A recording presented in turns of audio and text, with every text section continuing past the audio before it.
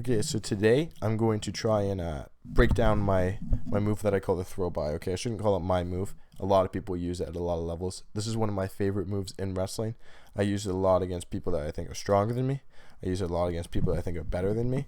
And this move has been a high success rate for me. It's gone well for me a lot. So I'm going to break it down for you guys, and hopefully you learn something from it. So let's address my feet first, okay? You'll notice when I do this move in this clip, I take a step forward and then I take a step back. Okay, let's see that happen. Step forward, step back. Okay, when I step back, that's the time to go for the move. So I do this because I want his weight to come forward. So when I push him, he instinctively wants to push back a little bit. Let's watch that full speed. I push in, and then he instinctively wanted to push back a little bit. I didn't feel that much of a push, but I still went for the technique and had it successful. So you don't need him pushing on you very hard in order to be successful with this. Now, let's adjust my hands, okay? Hands are very important in this move. I'm starting with just the outside tie, okay? So my hand is on his elbow, okay? When I take that step back, I'm going to go high elbow, and my hand is going to grip his tricep. Let's see it. High elbow, hand on the tricep, okay? And I throw him by. Now, let's address what the other hand does. My right hand is on the back of his neck, so I got my collar tie, okay? And it stays there. My collar tie does not leave this position. I throw him by, and my hand is still there. This makes it so he's not able to pull that arm back and get an underhook. My chest position also makes it so he's not able to pull that arm back and get an underhook. If my chest isn't connected to his, then my elbow or my collar tie arm isn't going to be on it so strong, and he's going to be able to circle. He's going to be able to get it back. So very, very important that I keep my collar tie in nice and tight the entire time. My chest also stays connected, and now my left arm is coming back to his hip in order to control him from circling. We'll do this clip last. So yeah, this is a wrestler way better than me. Okay, I was able to hit this move on him. Only thing I've ever hit on him. So I'm going heavy collar tie on him. Okay, I end up switching it up, and my left arm comes on the collar tie. Let's look at my head position. My head, I'm on like a bit of an angle to him, and in my mind I have the better head position because I'm looking straight at him, and he's not able to turn completely into me.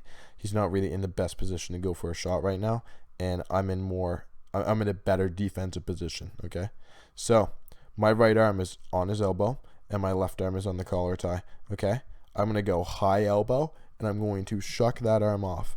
Okay, boom, I shuck that arm off, and my hand is now reaching for his hip. Notice again, I never let go of my collar tie. My collar tie is still there. I get behind him. I'm circling. I keep on circling all the time. Let's look at my hips in this one too. You'll notice how my hips twist when I go to do the move, and it's super important that they do. Boom. My hips twist a lot. Okay? We call it doing a quarter cartwheel. And I'm also going to make, right now my hips are facing him, but my hips are going to turn and they're going to face the table over here. I know you can't see the table, but imagine it. Boom. And part of what makes us successful is the small movements I do with my feet, the small steps I take. I'm envisioning him as a train, and he's coming my way, and I cannot stop him from coming my way. I can only get out of the way. Okay, when you're doing this move, you want to get out of the way and allow that arm to shuck by. I get out of the way, and I throw that arm by. Keep circling, and I get behind. Nice. Again, we'll see this move again. I get my collar tie. I get my outside tie. I shuck it past. And this guy put up a good fight. But as long as he's not able to retrieve that arm, if I keep on circling and pulling him down, he's not going to be able to recover. So right now, battle's been won. I'm aware that the battle's been won. There's nothing he can do at this point. I circle, circle, circle, and I get him down. How I get him down, it's not just a matter of circling. Okay, if you just circle, you're not going to get it. You've got to be pulling down with your collar tie. All right, let's go over this one more time, final time. I got another thing to address. So we'll see it really well. Which clip is it really well shown in? It's really well shown in this one. I also got to go over this clip. I forgot. So here's another detail. Right now we're ear to ear. Okay. I don't like wrestling ear to ear. There's not a lot of space. Okay, I like for there to be a little bit more space when I go for this move. Okay, so my right arm is on the collar tie.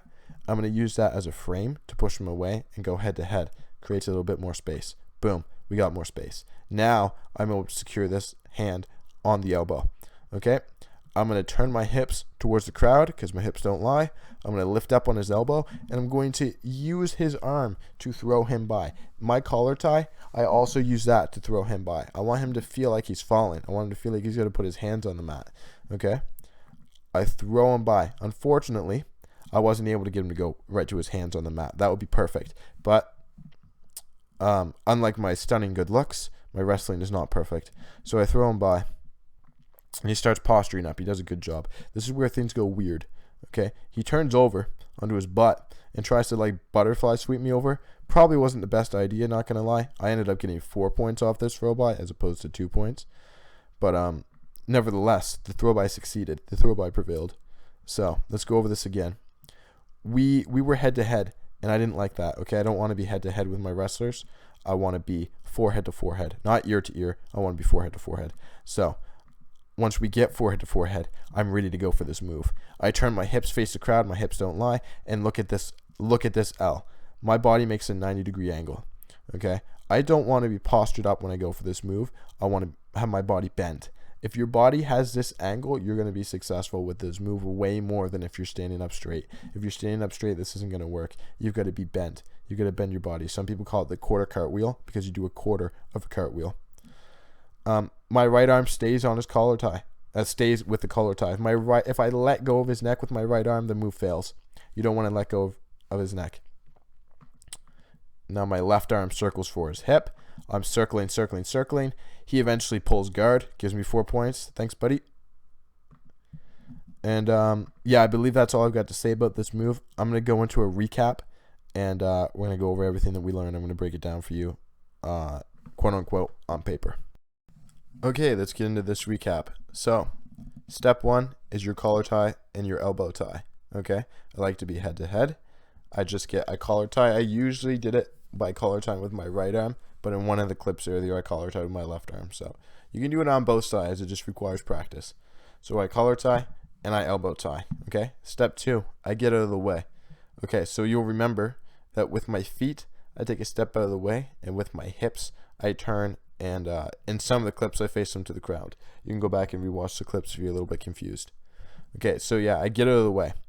High elbow. Okay, my elbow turns up high, and my hand grabs onto his tricep.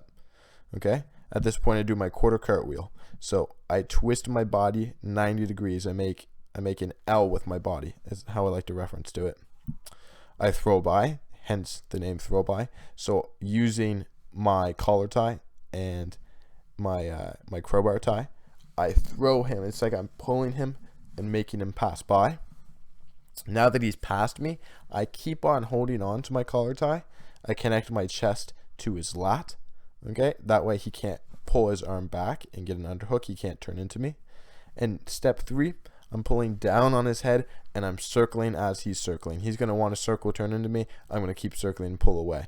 Okay, another notable mention for step 3 is I bring my left hand. Well, it could be a right hand depending on the situation, but I bring my hand over to his hip in order to slow down his circling.